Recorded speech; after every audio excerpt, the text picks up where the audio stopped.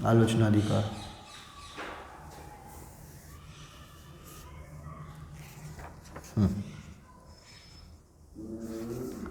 521.276 पान.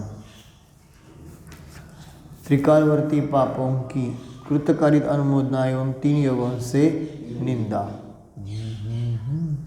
पापं कारितवान् यतत्र कृतवान् अन्ये कृतं साध्विति भ्रान्त्याहं प्रतिपन्नवांश्च मनसा वाचा च कायेन च काले सम्प्रति यच्च भाविनि नव स्थानोद्गतं यत् पुनः तन्मिथ्याखिलमस्तु मे जिनपदे स्वं निन्दतस्ते पुरः.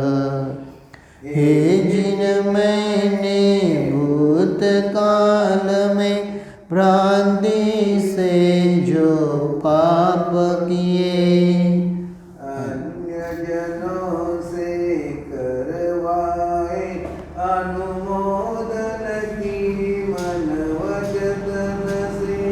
वर्तमान में भी होते नवकोटि से आगे होंगे. प्रभु आपके सन्मुख मुझ निंदक के वे सब मिथ्या हो. हे जिनेश्वर, भूतकाल में भ्रमवश जो पाप मैंने मन वचन काय के द्वारा दूसरों से कराए हैं, स्वयं किए हैं और दूसरों को पाप करते हुए अच्छा कहा है, अर्थात उसमें अपनी सम्मति दी है. वर्तमान में जो पाप मैं मन वचन काय के द्वारा स्वयं करता हूँ, दूसरों से कराता हूँ और अन्य को करते हुए भला कहता हूँ, भविष्य काल में जो पाप मैं मन वचन काय से स्वयं करूँगा, दूसरों से कराऊंगा और दूसरों को करते हुए अच्छा मानूंगा, वे समस्त पाप आपके सामने अपनी निंदा करने वाले मेरे सर्वथा मिथ्या हो. भावार्थ. भूत, भविष्यत और वर्तमान इन 3 कालों में जिन पापों का मैंने मन वचन काय तथा कृतकारित अनुमोदना से उपार्जन किया है, करूँगा और कर रहा हूँ, उन समस्त पापों का अनुभव करके हे जिनेश्वर, मैं आपके सामने अपनी निंदा करता हूँ, इसीलिए वे मेरे समस्त पाप मिथ्या हो. कळलं? आलोचनामध्ये ते सांगितलं ना. काय सांगितलं? किती प्रकारे पाप होतात? तर सांगितलं 9 कोटीने. 9 कोटी कुठल्या? 9 कोटी कुठल्या? हां ना 108. हां आहे की 108 बरोबर आहे, पण आता इथे आचार्याने 9 कोटी आहे ना. मग 9 कोटीने कुठले 9 कोटी? हां ना. 9 कोटी म्हणल्यावर मन वचन काय आणि कृतकारित अनुमोदन एवढंच लावायचं. कळलं का नाही? 3 त्रिक 9 झालं का नाही? 108 म्हणलं तर मग तुम्ही ते सगळे लावा. काय? हां, संभ्रम, समारंभ, आरंभ, क्रोध, मान, माया, लोभ झालं. 9 त्रिक 27, 27 गुणिले 4 108. कळलं का? हां. मग हे 9 कोटी. आता कोटी म्हणजे काय? आता इथं कोटी म्हणजे करोड नाही लावायचं आहे ना. हां हां 9 कोटी. हां 9 बाजूने प्रकार म्हणा, 9 प्रकाराने, समजलं का नाही? तर त्याला म्हणलं 9 कोटी. आलं लक्षात? जसं आपण कोटी म्हणजे कोट म्हणत नाही का, कंपाऊंड आहे ना. मग 4 बाजूनं असेल तर ते कळालं का नाही? तशा प्रकारे 9 बाजूने किंवा 9 प्रकाराने काय होतं आहे? पाप.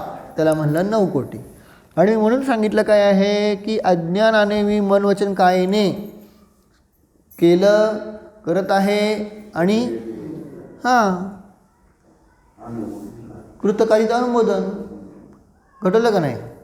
मग हे घटवलं वर्तमान काळात, परत घटवलं कशामध्ये, भूतकाळामध्ये, आणि परत घटवलं भविष्य काळात. ह्या अशा प्रकारे ह्या तिन्ही काळामध्ये जे काही असं पाप आहे ते सगळ्यांची मी काय करतो, निंदा करतो. ही आहे खरी आलोचना.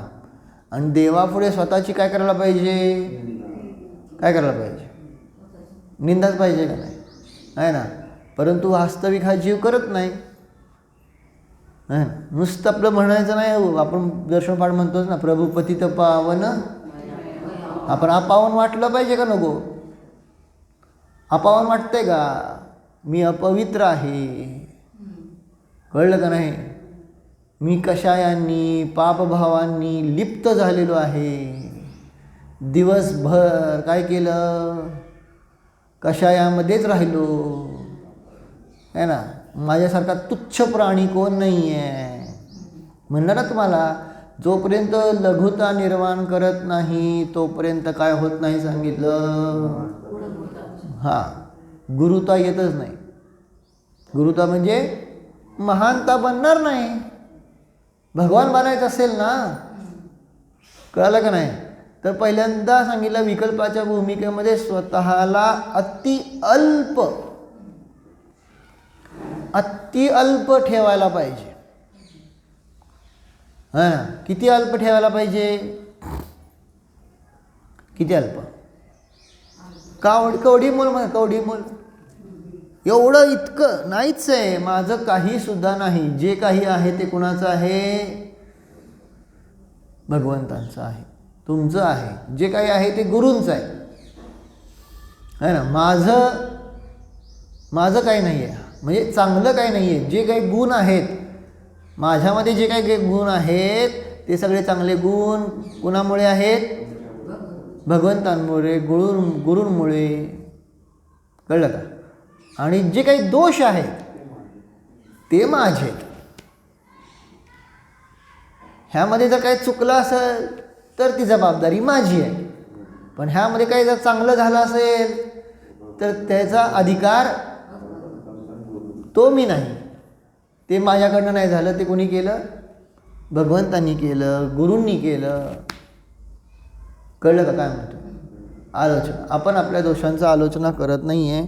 आपण आपल्या दोषांना काय करत नाही आहे, निंदा करत नाही. आणि त्यामुळं सांगितलं त्या दोषांपासून आपण कधी दूरच होत नाही आहे. बरोबर का नाही. भांडण झालं म्हणून मंदिरात येऊन बसचाल. घरात भांडण झालं हो तर मंदिरात येऊन बसचाल. पण मंदिरात येऊन सुद्धा काय करणार, निंदा त्या जीवाची नाही, निंदा कोणाची करायची आहे, स्वतःची. तर मंदिरात बसल्याचं प्रयोजन आहे. आणि आपण पाहिलं ना की जो सांगितलं स्वतःचीच काय सांगितलं, आलोचना करतो आहे, निंदा करतो आहे, प्रतिक्रमण करतो आहे. प्रथमानुगामधल्या गोष्टी बघितल्या का नाही, काय प्रथमानुगामधल्या गोष्टीमध्ये जो स्वतःचं दोष, स्वतःला जो दोषी ठरवतो आहे ना, काय तोच काय झालेला सांगितला, महान झालेला आहे. त्याचं पापकर्म पण जात आहे, है ना. त्यामध्ये आणि बघा की तुम्ही प्रथमानुगामधल्या कुठल्याही गोष्टीमध्ये काही घडलं तरी ते कसं लिहिलेलं आहे, त्यात त्यांचा काय दोष, माझ्याच काय आहे, माझ्याच कर्माचा तसा उदय आहे. मी तसं पूर्वी काहीतरी कर्म बांधलं होतं म्हणून तसा उदय आलेला आहे आणि त्याचा मला आत्ता त्रास होतोय. कळतंय का नाही, आहे ना. मग ते हे सगळं तिथं तेच घटवलेलं आहे, तिथं दुसऱ्यावर नाही ढकललं. परंतु आपण देवापुढे, गुरुपुढे स्वतःची निंदा करत नाही, करतोय. म्हणून तर तिथं सांगितलं नुसतं प्रतिक्रमण म्हणतो आपण, शास्त्र आहे ना, आपण प्रतिक्रमण करतो का नाही.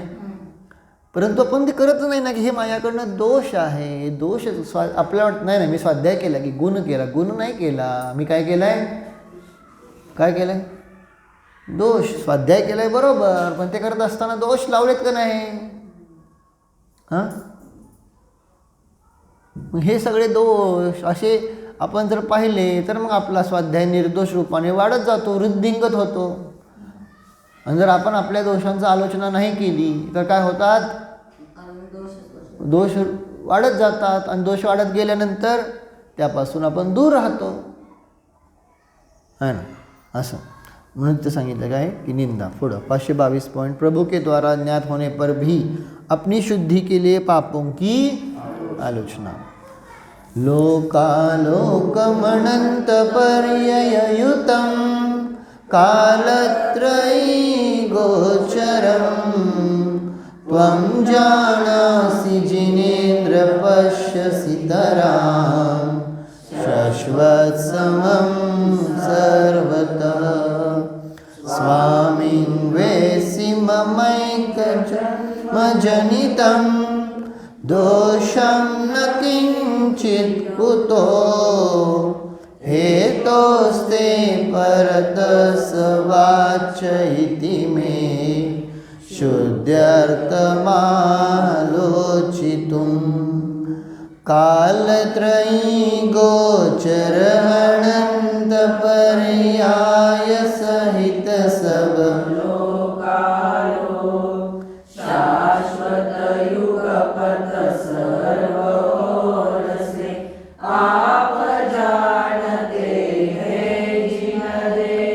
स्वामिन मेरे एक जन्म के दोषों को क्या नहीं जानो, मैं निंदक तव सन्मुख दोष कहूँ शुद्धि के लिए अहो.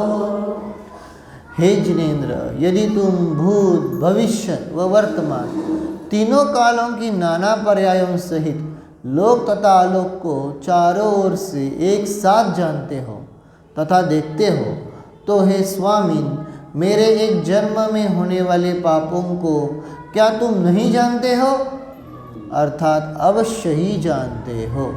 इसलिए अपने को स्वयं निंदित करता हुआ मैं आपके सामने जो अपने दोषों का कथन आलोचना करता हूँ वह केवल अपनी शुद्धि के लिए ही करता हूँ. हे प्रभु, जब आप अनंत भेद सहित लोक तथा आलोक को एक साथ जानते देखते हो तो मेरे समस्त दोषों को भी आप भली भांति जानते हो. फिर भी मैं आपके सामने जो अपने दोषों का कथन आलोचना करता हूँ वह केवल शुद्धि के लिए ही करता हूँ. भाव समजला ना. काय सांगितलं, भगवान सर्वज्ञ आहेत, ते सगळं जाणतायत. कळलं का नाही. तुम्ही त्यांच्या पुढे आपले दोष नाही सांगितले ना तरी सुद्धा ते जाणतायत. थोडे सांगितले, थोडे लपवलेले ना तरी सुद्धा ते जाणतायत. त्यांना तुमच्या दोषांचं काही सुद्धा प्रयोजन नाहीत. कळलं का. पण तरी सुद्धा काय सांगितलं, आपल्या दोषांचा स्वीकार जोपर्यंत करत नाही तोपर्यंत आपली शुद्धी होत नाही. शुद्धी समजताय का नाही. काय परम भैया, शुद्धी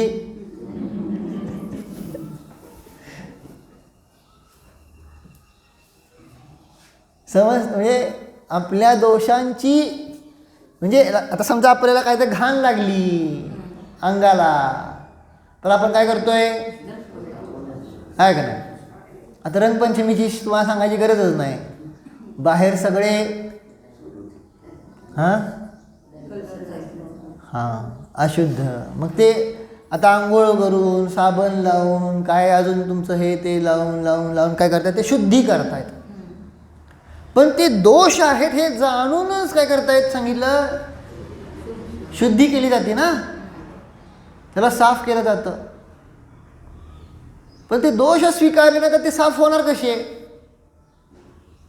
समजलं का नाही. सकाळी आपण आंघोळ का करतो सांगा बर.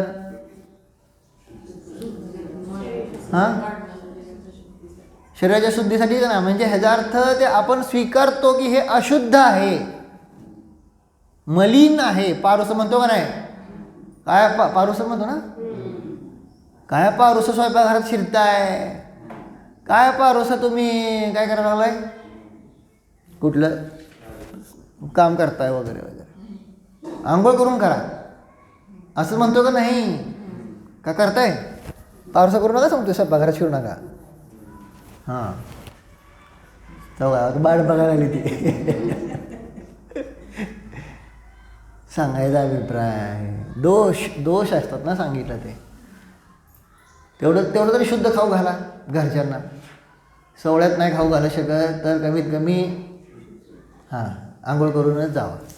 तर ठीक आहे, सांगायचा मला अभिप्राय, सांगायचा उद्देश काय आहे की आंघोळ केल्याशिवाय बाकीच्या कुठल्या क्रिया करणं योग्य आहे का? पारोसं करून मंदिरात जात नाही, पारोसं करून आपण स्वाध्याय करत नाही, समजतंय ना? कुठलीच आहे का नाही, म्हणजे ह्याचा अर्थ ते अशुद्धता स्वीकारतो तरच काय होणार आहे? शुद्ध होणार. मग तसं आपल्या दोषांची अशुद्धता स्वीकारली तर शुद्धी होणार. मी चुकलोय म्हणून भगवान तुम्हाला सांगायची गरज नाही आहे. तुम्ही सगळं जाणता आहात, माझ्याकडनं काय दोष होत आहेत ना हे तुम्ही सगळे जाणता, तुम्ही सर्वज्ञ आहात ना, त्यामुळे त्याच्याबद्दल मला काही डाऊट नाही आहे. पण मला तरीसुद्धा सांगायची काय गरज आहे? कारण मला स्वीकार पाहिजे का नको की हे अशुद्ध आहे, हे मलिन आहे, हा भाव मलिन आहे, अशुद्ध आहे, ह्याचा मला स्वीकार पाहिजे का नको? आणि मला स्वीकार नसेल तर मग मी कधीच बदलणार नाही. कळलं का नाही? म्हणून इथे छान घडवलं काय की तुम्ही तिन्ही काळाला युगपत जाणता आहात, सगळं जाणताय, मग माझे दोष जाणणार नाहीत का? तुम्ही माझे दोष पण जाणता आहात. कळलं का? मग हे भगवानच म्हणून नाही तर गुरुसुद्धा, गुरूंना पण माहिती आहे, पण तरीसुद्धा आपले दोष, म्हणजे मी नाही, चरणानुगामध्ये जसं लिहिलेलं आहे तसं मी नाही सांगत, तसं चरणानुगामध्ये लिहिलं की गुरूंना सुद्धा तेवढं ज्ञान असतं, भले मतिशुद्ध ज्ञान असू द्या, पण ते मतिशुद्ध ज्ञान पण विशेष असतं. तुम्ही नाही सांगितलं म्हणून काय झालं? तुमचा चेहरा पाहिलं की ओळखतात काहीतरी घडलेलं आहे. माझा अनुभव सांगतो तुम्हाला आता,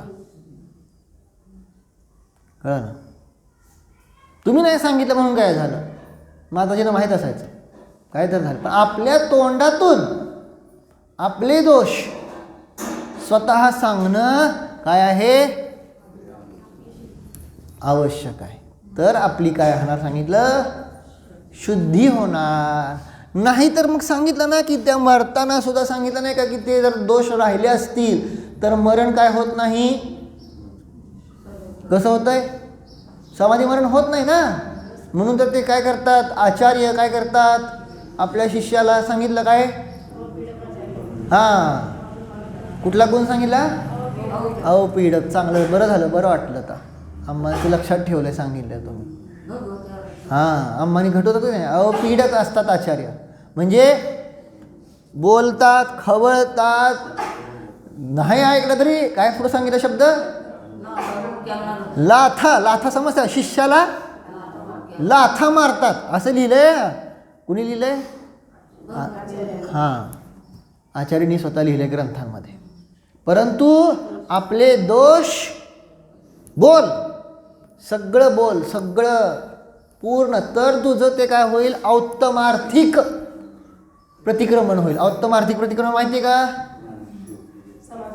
शेवटी करतात मरताना औत्तमार्थिक प्रतिक्रमण, सगळ्यात लास्ट. बाकीचे प्रतिक्रमण तर आपण रोजचे करतोय का नाही? दैनंदिन प्रतिक्रमण करतो, वार्षिक प्रतिक्रमण करतो, चातुर्मासाचं प्रतिक्रमण करतो का नाही? हे वेगवेगळे पाक्षिक प्रतिक्रमण करतो आहे ना. आणि शेवटचं कुठलं असतं? औत्तमार्थिक प्रतिक्रमण. आणि ते औत्तमार्थिक प्रतिक्रमण होणारच नाही म्हणाले जोपर्यंत काय होणार नाही. नाही तर म्हणा किरकोळ असो नाहीतर मोठा असो, हे तू ठरू नकोस की तो दोष छोटा आहे. कशाला सांगायला लागतोय? लहानपणी असताना मी पेन्सिल चोरून खाल्ली. एक उदाहरण तुम्हाला सांगतो आहे ना.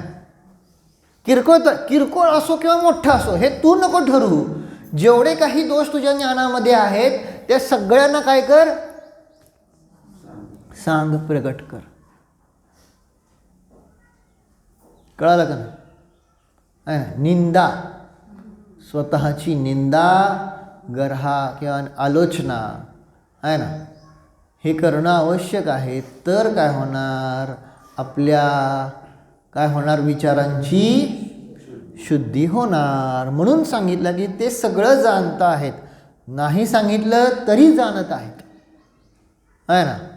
पण आपलं कर्तव्य आहे आपण सांगणं. मग तिथं ते घटवलं चरणानुयोगामध्ये की शिष्य कसा असतो. काही शिष्य काय करतात की तिथं सगळं आलं आहे ना, आपला काय मोठे मोठे दोष सांगतात, छोटे लपवतात. तो पण दोष सांगितला आहे का नाही. काय काय काय करतात, छोटे छोटे सांगतात, मोठे लपवतात. असं ते सगळं आलेलं आहे. थोडंच सांगतात, दोष पण सांगताना समजा सांगितला, पण त्यामध्ये पण कसं केलं, मला प्रायश्चित्त जास्त मिळू नये म्हणून थोडं सांगितलं. जरा जरा त्याला असं काय म्हणतात ना, असं सॉफ्ट शब्दात सांगितलं, म्हणजे जेणेकरून मला काय होईल. हां, सगळं ते घटवलं आहे. ते दोष करताना सुद्धा असे शिष्य कसे करतात ते, आहे ना. चारणांना कधी आपण असं बघू, घेऊया एक दिवस, आहे ना. परत त्यानंतर मी खूप भयानक डोकं चालतं, काय डोकं चालत नाही असं नाही, आहे ना. अगोदर स्तुती करतात गुरूंची आणि मग दोष सांगतात. ते पण दोष आहे, सांगितलं तिथं, समजलं का नाही. का, मला प्रायश्चित्त कमी मिळावं म्हणून, आहे ना. परत अजून काय सांगितलं, काय काय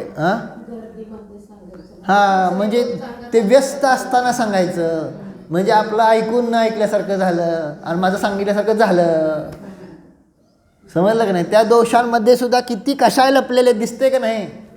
मायाचारी लपलेली आहे, मान कशाय लपलेला आहे, लोभ लपलेला आहे, लपलाय का नाही. मग त्या दोषांचं कसं निराकरण होणार, आहे ना. म्हणून तिथं सांगितलं की हे भगवान, तुम्ही सगळं जाणत आहात, परंतु मी माझ्या शुद्धीसाठी आपणाला काय करतो आहे, हे दोष सांगतो आहे. हां, खरंच म्हणजे अक्षरशः त्यामुळे तिथं सांगितलं काय की आपण आपल्या दोषांचं काय प्रकारे पाहिजे सांगितलं, प्रायश्चित्त प्रतिक्रमण करायला पाहिजे. आणि माताजींनी तर आपल्याला ते सारखं सारखं काय काय इतके अतिशहाणे आहेत का नाही, आहे ना. काय म्हणतात माताजींना कोणी सांगितलं, म्हणजे आता आम्हा प्रायश्चित्त तर देतात ना. मग आता प्रायश्चित्त घेतल्यानंतर तुम्ही आता प्रायश्चित्त घेतलेलं आहे, आपल्या दोषांचं प्रायश्चित्त म्हणून घेतलेलं आहे, आणि आता चिडलाय कुणावर, माझा हा दोष माताजींना कोणी सांगितला. वा बेटा, प्रायश्चित्त झालंच नाही, तुला तुझ्याच दोषांचा स्वीकार नाही आहे.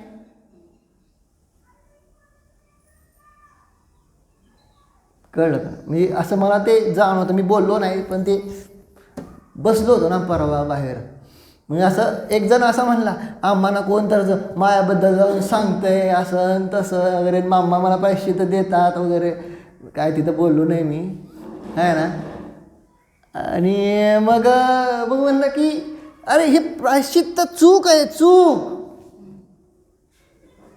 प्रायश्चित्त आपण स्वतःहून मागायला पाहिजे होतं, पण त्यांच्या ज्ञानात झळकलं, कळलं. आता त्यांनी म्हणल्यानंतर ते चूक आहे म्हणल्यानंतर चूक स्वीकारली पाहिजे ना.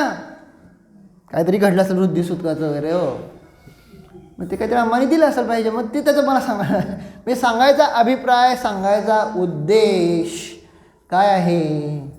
मग ती नाही झाली तुमची शुद्धी, एवढं प्रायश्चित्त घेऊन सुद्धा. कुणी सांगितल्यापेक्षा काय सांगितलं हे महत्त्वाचं आहे. आणि त्याच्याद्वारे आपण आपल्या दोषांचं पुन्हा हे करणार नाही, अशा प्रकारची काय आहे प्रतिज्ञा आवश्यक आहे.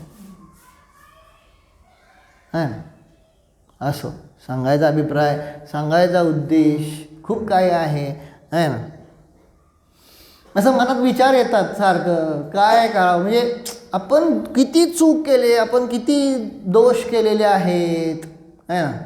आता वाटत नाही, असं खूप खूप हे वाटायला लागलं की आपण खूप, आहे ना, सगळं डोळ्यापुढे यायला लागलं ना आता. हां, आणि गरजेचं असं वाटतं काय की लिहायला पाहिजे बरं का. आता म्हणजे महाराजांच्या जीवनातल्या सगळं, आता मला काल सांगत होते सगळे, तर सांगतात ना प्रत्येकजण घटना, प्रत्येकाच्या जीवनात काय ना काय तर प्रसंग असतात. मग असं वाटलं की ते परत लुप्त होऊन जाईल ते सगळे प्रसंग आणि आठवणार नाही आहे. प्रत्यक्ष उदाहरण सांगू तुम्हाला, आहे ना. काय प्रत्यक्ष उदाहरण आहे?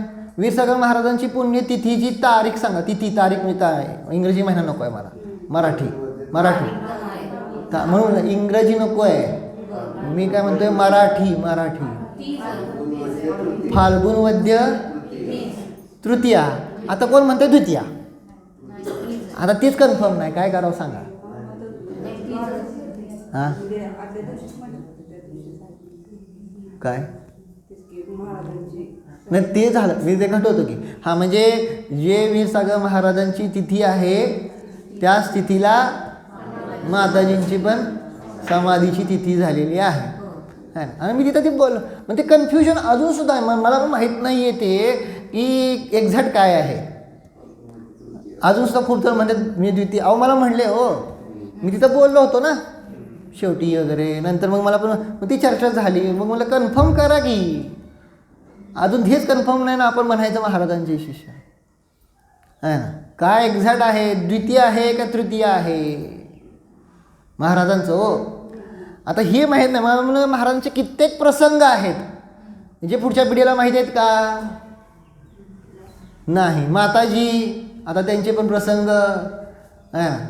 चंद्रमती माताजी होऊन गेल्या हे सुद्धा माहीत नाहीत. प्रसंग तर लांबची गोष्ट आहे ना. मग सहज विचार आला काय असं माझ्या डोळ्यापुढं मग आले सगळे. काय प्रीती काकी, तुम्ही तुमच्या पाठशाची टीम, अनुजा काकी तुमची टीम, असं तुम्ही सुरुवात करा आता आहे ना. वीरसागर महाराज, चंद्रमती माताजी, सुशीलमती माताजी, सुरता माताजी, सगळ्यांच्या जीवनावरचे लिहा. आता चरित्राची गरज आहे आपल्याला. तुम्ही महिलांनी तेवढं कार्य करा सगळ्याच बरं का. नुसतं ऐकू नका. काय म्हणतोय कळलं का नाही? तुम्ही कलेक्शन तर सुरू करा, सगळ्यांना विचारा करा आणि ते आपण करूया असं एक भावना आली. पुढचं काम मी करतो, तुमचं काम फक्त रायटिंगचं हां. पुढं बघतो मी. मग सांगायचं एवढं, नाहीतर मग ते काय होईल? लुप्त होणार. आणि मग पुढच्या पिढीला काय आदर्श राहणार आहे ना. आहे ना. त्यामुळं असं वाटायला लागलं की ते पाहिजेच आहे ना. कोण होते महाराजजी, कोण होते माताजी, काय त्यांनी आपल्याला उपदेश केलेला आहे. आपण परवामध्ये घटवलं होतं का नाही माताजींची वाक्य? मोबाईलवर टाकले नाही का सगळ्यांनी? हां मग ते सगळं काय होईल? ठीक आहे, आता तुम्हाला सगळ्यांना आठवत आहे. कालांतरानं ते कित्येक वर्षांनी एक वाक्य आठवायला लागले का नाही? सगळे कोणाला आठवले का? तुम्हाला पण नाही, मला पण नाही. प्रत्येकाला थोडं आठवलं का नाही? आणि बरोबर हां आम्हा हे सांगत होते, हो आम्हा हे सांगत होते आपण म्हणलो का नाही? हां कालांतरानं काय होईल? म्हणून तर तिथं सांगितलं काय आहे की धरसेन आचार्यांना सुद्धा तीच भीती वाटली होती की क्या होगा संसार का. आलं ना शब्द तिथं, यदि जिनवाणी का लोप हुआ तो क्या होगा संसार का. मग असं वाटायला लागलं की काय होईल पुढच्या पिढीचं जर आपण आळसच करायला लागलो आहे का नाही. तुम्ही सुरू करा, बाकीचे पण येतात तुम्हाला, अकलूजमधले, नातेपुते, फलटण, सोलापूर सगळे सपोर्ट करतील. तुम्ही अभियान सुरू करा, प्रत्येकाने डिपार्टमेंट घ्या की कुठलं समजलं का नाही काय म्हणतो ते. सगळ्यांनी एक जिद्द. आणि नुसतं हे नाही असं फोन करायचे, रिसर्च करायचं, तिथं जाऊन विचारायचं ज्यांना माहिती आहे काय कुठून काय, फोटो कलेक्ट करायचा प्रयत्न करायचा. समजतं काय म्हणतो तुम्हाला? रिसर्च टीम माहिती आहे ना, रिसर्च टीम कशी असते? तुम्ही आहेत सगळे ॲक्टिव्ह मेंबर आहे ना. म्हणून तर मला इथं प्रयोजन करू वाटतंय आहे. तुम्ही सगळे महिलांकडे तर बघून नक्की सांगतो आहे. तर मग करा अशी भावना आहे. तुम्ही मनात घेतलं तर होईल बघा. मग पुढं आहेच की मग मी ते लिखाणामधले सगळं काय हे करायचं काय नाही करायचं, कुठला टॉपिक घ्यायचा, कुठला कमी शॉर्ट करायचा, ते सगळं नंतर ठरवू की. ते आहेच की आपण ग्रुपमध्ये सगळं मग डिस्कस करून सगळं बाकीचं परत अजून विद्वान लोकांना दाखवून करू की सगळ्या गोष्टी पुढच्या. पण आपण मनावर घ्याऊया असं वाटलं मला.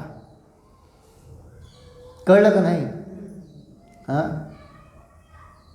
माताजींची दीक्षा इथं झालेली पंढरपुरात हां, मग आपण घेऊया मनावर, विचार करा. कठीण कार्य आहे मान्य आहे मला, परंतु असं घ्या थोडंसं एकमेकांचं आपण हे करू असं भावना तर आहे. बघा आता शेवटी तुम्ही विचार करा, कारण शेवटी मला स्वतःला ठीक आहे पण ते खूप अवघड आहे. मग म्हणून मी विचार केला की जरा सगळ्यांची हेल्प मिळाली लिखाणामध्ये तर ते सोपं होईल. लिखाणामध्ये मागतोय तुम्हाला मी फक्त हेल्प, कारण ते सगळं कलेक्शन करून त्याचं हे करून एक नीट सेला हे करून, आणि तुम्ही केलेत पूर्वीच्याला सगळे तसे शोध प्रबंध केलेत का नाहीत? तुमच्यामध्ये ते गुण आहेत सगळे, आहे ना? तर असं आहे. ठीक आहे, तर घ्या जरा. ठीक आहे, तर असा अभिप्राय आपल्या दोषांची काय सांगितलं, आलोचना सांगितलं, गुरु देवापुढं करायला सांगितलं. पुढं 523 माया मिथ्या निदान इन 3 शल्यों के त्याग की प्रेरणा. आश्रित्य व्यवहार मार्गमथवा मूलोत्तराख्यान गुणान् साधोर्धारयतो मम स्मृतिपथं प्रस्थाय दूषणं शुद्ध्यर्थं तदपि प्रभो तव पुर सज्जोऽहमालोचितुं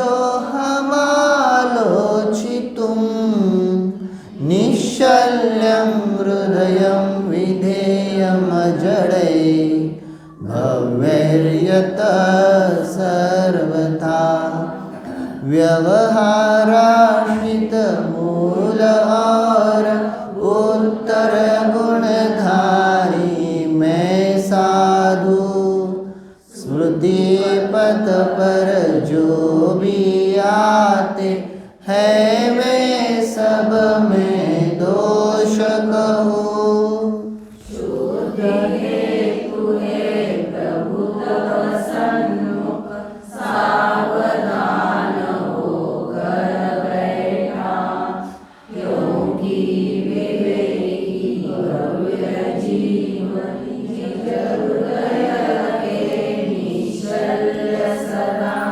व्यवहार का आश्रय करके अथवा मूल गुण तथा उत्तर गुणों को धारण करने वाले मुझ मुनि को जिस दूषण का भली भांति स्मरण है उस दूषण की शुद्धि के अर्थ आलोचना करने के लिए हे प्रभु मैं आपके सामने सावधानी से बैठा हूँ, क्योंकि भव्य जीवों को सदा अपना मन माया मिथ्या निदान इन 3 शल्यों से रहित रखना चाहिए. किती छान सांगितलं बघा. व्यवहार न्यायाचा आश्रय करणारे, पुढं सांगितलं मूल गुण आणि उत्तर गुणांना धारण करणाऱ्या कोण, मुझ मुनि को, ते स्वतः आहेत ना पद्मानंदी आचार्य. मुझ मुनि को जिस दूषण का भली भांति स्मरण है, म्हणजे माझ्या ह्यामध्ये जे जे दोष लागतात का नाही त्या दोषांचं मला जेवढं लक्षात आहे, जे माझ्या ज्ञानात नाही त्याला मी काय करू, दोष घडून गेले पण आता माझ्या ज्ञानात असं घडतं, खूप वेळा असंच घडतं का नाही, आपले दोष आपल्याला पकडीतच येत नाहीत, दुसऱ्यांना येतात लक्षात परंतु आपल्याच लक्षात येत नाहीत. हा मनुष्याचा काय आहे, एक स्वभाव आहे. त्यामुळे सांगितलं भली भांति स्मरण है उस दूषण की शुद्धि के अर्थ, है ना, त्या दूषणांच्या शुद्धीसाठी आलोचना करने के लिए हे प्रभु मैं आपके सामने सावधानी से बैठा हूँ, क्योंकि भव्य जीवों को सदा अपना मन कैसा रखना चाहिए, माया मिथ्या निदान इन 3 शल्यों से रहित रखना चाहिए. है माया मिथ्या आणि निदान ह्या 3 शल्याने रहित, कारण निश्चल्यो वृत्ती 5व्या गुणस्थानापासून सांगितला तो वृत्ती कसा सांगितला, निश्चल्य, म्हणून तर तिथं 3 शुभलेशा सांगितल्या. 5व्या गुण माहिती आहे ना, मनुष्याला 6 लेशा असतात, परंतु जसं 5वं गुणस्थान झालं सुरू तिथून काय सुरू झाल्या, नियमाने 3 शुभलेशा सांगितल्या.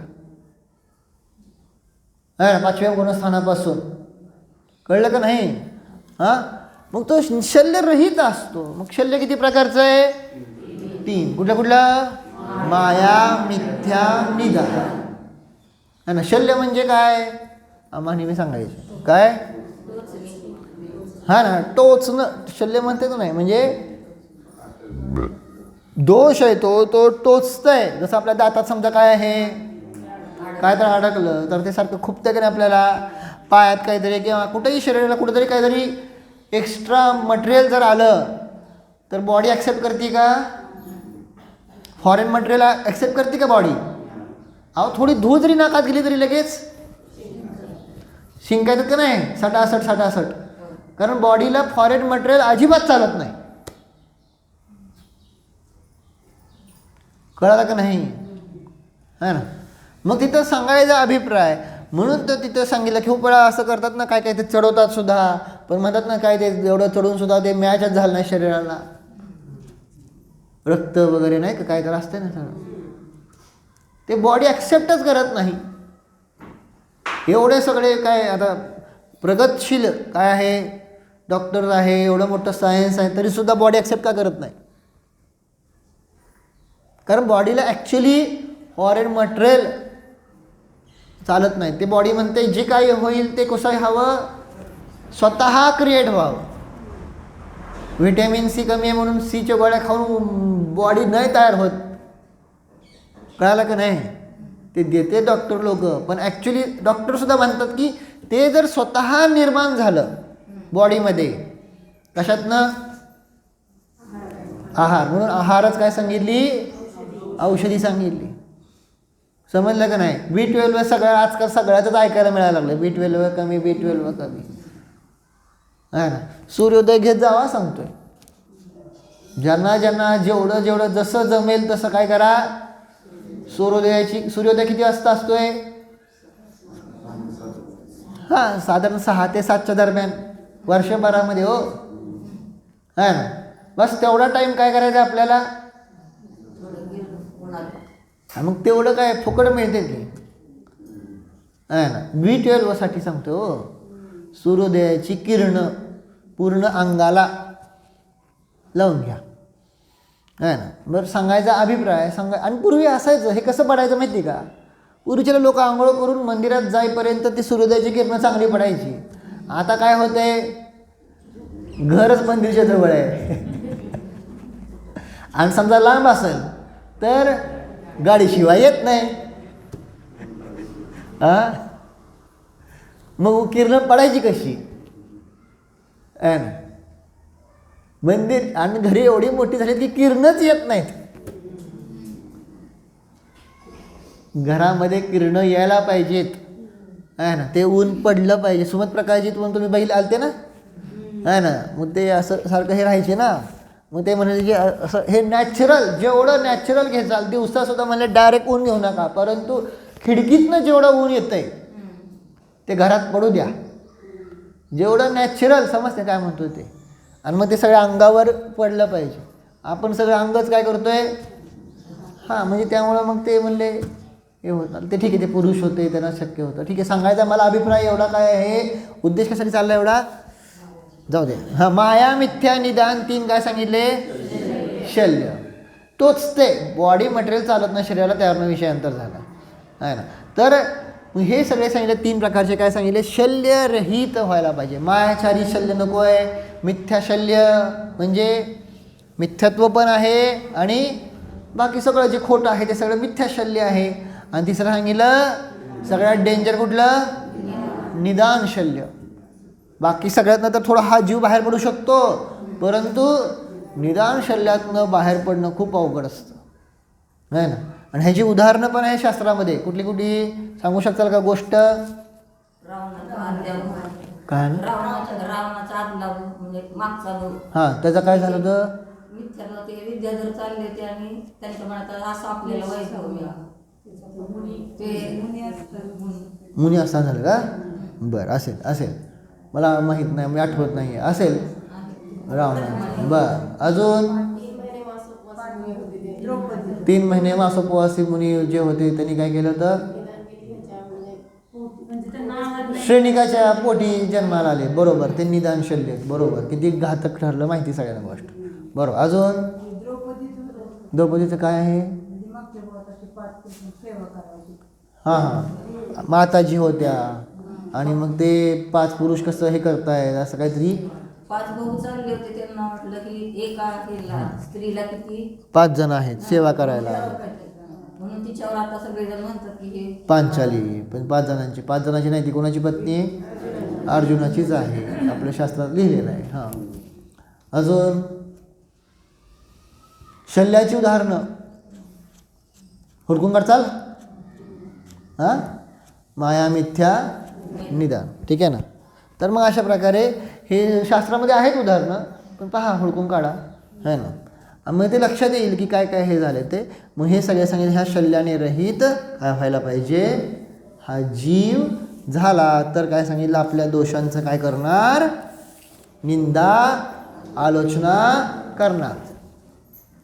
कळलं का नाही, आपले दोष सांगणार. आज फक्त घेतलं नाही, उद्यापासून घेत आहे गुणस्थानात.